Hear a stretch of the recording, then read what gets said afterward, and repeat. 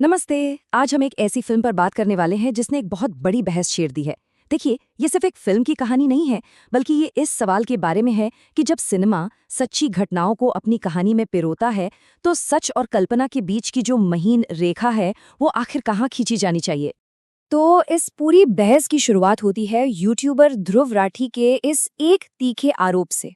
उनका साफ साफ कहना है कि फिल्म धुरंधर 2 कोई कला का नमूना नहीं, बल्कि एक सोचा समझा राजनीतिक प्रोपेगेंडा है। और बस इसी एक लाइन ने जैसे पूरे विवाद के लिए मंच तैयार कर दिया। तो चलिए इस बहस के सबसे पहले और शायद सबसे वायरल सबूत को ही देख लेते हैं। ये एक मुख्यमंत्री का वो बयान है जिसे प्रोपेगेंडा का सबसे बड़ा सबूत बताकर पेश किया जा रहा है। हाँ, तो ये वो क्लिप है जो हर तरफ वायरल हुई और इसे सबूत की तरह पेश किया गया कि देखिए, फिल्म तो सीधे सीधे एक पॉलिटिकल पार्टी को फायदा पहुंचा रही है। सुनने में तो ये एक सीधा साधा कबूलनामा लगता है ना? और यहीं पर कहानी में एक बहुत दिलचस्प मोड़ आता है। क्या कुछ सेकंड की एक क्लिप हमेशा हमें पूरी सच्चाई बता सकती है? लेकिन जब हम पूरी बातचीत को सुनते हैं तो पूरी तस्वीर ही बदल जाती है। असल में मुख्यमंत्री विपक्ष के आरोपों का मजाक उड़ा रहे थे। उनका पूरा बयान कुछ इस तरह था कि अगर विपक्ष कह रहा है कि फिल्म देखने वाले बीजेपी को वोट देंगे और फिल्म हाउसफुल चल रही है, तो इसका तो यही मतलब हुआ कि बीजेपी जीतने वाली है। तो ये एक तरह का व्यंग्य था, न कि किसी राजनीतिक रणनीति का खुलासा। और संदर्भ से हटकर क्लिप दिखाने का यही आरोप एक दूसरे जवाबी तर्क को जन्म देता है। मतलब राजनीतिक कमेंट्री में दोहरे मापदंड का सवाल।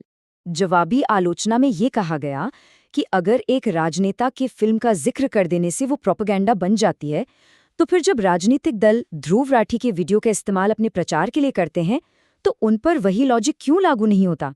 ये एक बड़ा सवाल है कि कंटेंट और उसके राजनीतिक इस्तेमाल के बीच की रेखा आखिर खींची कहाँ जाए।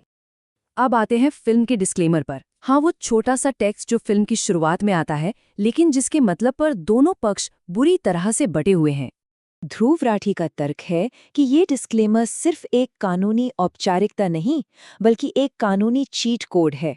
मतलब ये फिल्म बनाने वालों को असली घटनाओं और नामों का इस्तेमाल करने की खुली छूट देता है, और फिर जिम्मेदारी से बचने के लिए वो बस ये कह देते हैं कि ये सब तो काल्पनिक है। लेकिन जवाबी तर्क में इन दोनों डिस्क्लेमर्स की तुलना की गई है। एक तरफ फिल्म साफ साफ कहती है कि ये काल्पनिक है, वहीं दूसरी तरफ ध्रुव राठी के वीडियो के डिस्क्रिप्शन में लिखा होता है कि जानकारी उनकी टीम के सर्वोत्तम ज्ञान के अनुसार सही है और कोई भी गलती अनजाने में हुई मानी जाएगी। तो यहाँ सवाल ये उठता है कि क्या ये भी जिम्मेदारी से बचने का एक तरीका हो सकता है? अच्छा, अब हम इस बहस के उस हिस्से में आते हैं जहां से ये सवाल उठता है कि कहानी कहने की आज़ादी के नाम पर क्या इतिहास को बदला जा सकता है? फिल्म असल घटनाओं का इस्तेमाल कैसे करती है, चलिए देखते हैं। पहला उदाहरण है नोटबंदी, एक ऐसी घटना जिसने हम सबकी जिंदगी पर कहीं ना कहीं असर डाला। देखिए, फिल्म का दावा है कि नोटबंदी हजारों करोड़ के नकली नोटों को रोकने के लिए की गई थी। आलोचक कहते हैं कि अरे असलियत में तो सिर्फ 43 करोड़ के नकली नोट मिले थे। लेकिन फिल्म के पक्ष में तर्क ये है कि लगभग 10,000 करोड़ रुपए कभी सिस्टम में वापस ही नहीं आए। तो फिल्म बनाने वालों ने इसी ग्रे एरिया को अपनी कहानी का आधार बना लिया। ये आप कह सकते हैं रचनात्मक स्वतंत्रता का एक क्लासिक उदाहरण है। चलिए अब दूसरे विवादास्पद घटना की तरफ बढ़ते हैं, जिसे फिल्म में एक बिल्कुल ही अलग रंग में दिखाया गया है। और यहाँ देखिए, जमीन आसमान का फर्क है। फिल्म में हत्या को एक सफल और पेशेवर खुफिया ऑपरेशन के तौर पर दिखाया गया है, एक हीरो वाले अंदाज में। लेकिन असलियत में ये घटना पुलिस की मौजूदगी में हुई एक सरेआम हत्या थी, जिसने कानून व्यवस्था पर गंभीर सवाल खड़े कर दिए थे। आलोचकों ने ये भी पूछा कि अगर ये एक खुफिया ऑपरेशन था, तो संसद में श्रद्धांजलि क्यों दी गई? इसका जवाब काफी सीधा है। ये एक संसदीय प्रक्रिया है। प्रोटोकॉल के तहत हर पूर्व सांसद को उनकी मृत्यु पर श्रद्धांजलि दी जाती है, चाहे उनकी मौत किसी भी हाल में हुई हो। अब बात करती हैं फिल्म के उस दावे की जिसमें भारत में विदेशी फंडिंग के जरिए अशांति फैलाने की बात कही गई है। ये मुद्दा काफी जटिल है, तो चलिए स्टेबल को धीरे धीरे समझते हैं। फिल्म का आरोप है कि सरकार विरोधी समूहों को आईएसआई से पैसा मिलता है। इसके जवाब में कहा गया कि आरएसएस से जुड़े संगठनों को भी अमेरिका से $55 मिलियन मिले। लेकिन फिर तीसरा पक्ष इसमें एक और परत जोड़ता है कि ये रकम उस दौरान भारत आई कुल विदेशी फंडिंग का सिर्फ 1% से भी कम थी। मतलब बाकी का 99% पैसा गैर संघ संगठनों को गया था।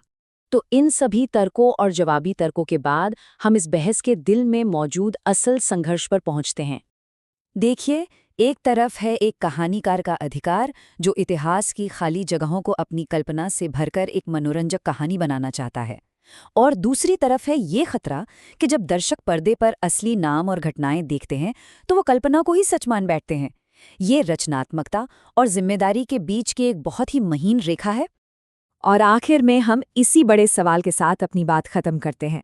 जब कोई फिल्म सच्ची घटनाओं से प्रेरित होती है तो उसे देखने वाले को ही ये तय करना होता है कि वो इसमें से क्या सच माने और क्या कहानी। सच और कहानी के बीच की ये बहस शायद हमेशा ही जारी रहेगी।